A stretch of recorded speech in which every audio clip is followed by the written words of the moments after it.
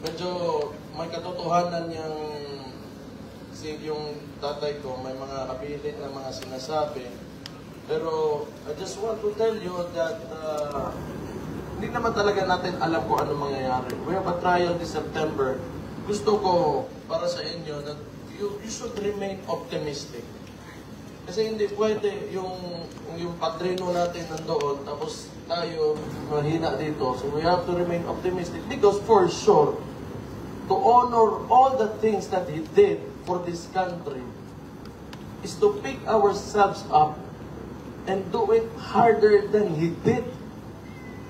Kailangan push talaga tayo.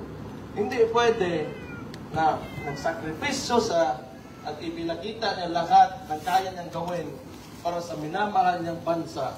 At tayo naman ay titigil lang kasi dahil nandun siya sa malayo. Or tingin niya wala siya, gano'n. Hindi pwede. It is our responsibility now.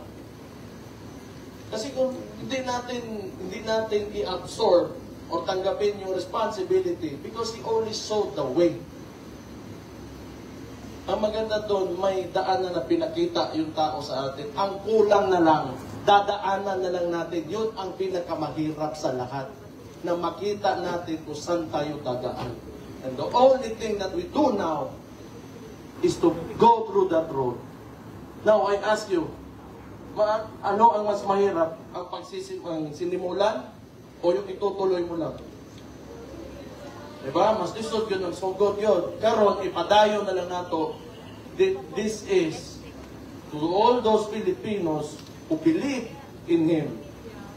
This is our responsibility and obligation not only to ourselves, to our families, but to the entire country.